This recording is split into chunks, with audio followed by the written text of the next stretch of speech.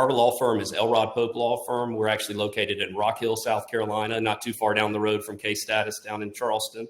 And we handle all types of personal injury cases in North Carolina and South Carolina. Yeah, absolutely. So the translation in particular, that tool is one that I'm a huge fan of. I am not a native speaker of any language other than English. And so I've got very minimal experience and knowledge speaking Spanish, can do kind of the bare minimum, but not much more than that. And so I've always been very hesitant to take on a Spanish speaking client just because I didn't feel confident that I could communicate with them like I needed to. And for decades, I think we kind of just ignored, that potential market.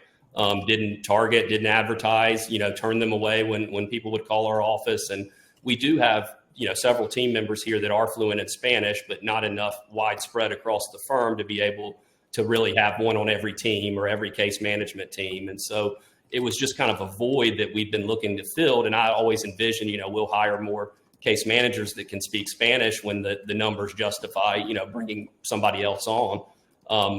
Long story short, we brought on Case Status, and a referral case from another attorney fell into my lap, a motor vehicle accident case, and the client didn't, speak English. And so I got with my paralegal Hunter, and, I said, we're going to give this a try. We're going to do it. We're going to use this translation feature and see if we can make it work, combined with, our other team member who could speak, Spanish if necessary for an emergency or an urgent call. And it worked great. I mean, throughout the entire process, start to finish, we were able to communicate with this client and have our messages in English translated to Spanish, their messages in Spanish translated to English, and it was really seamless. And went on to get that client what I think is a good result in their case. And lo and behold, now two of their friends who do not speak English are now clients of ours as well. And now we're using the Case Status translation app to communicate with them and update them on their case. And so, we went from kind of turning away this potential business to now I've got,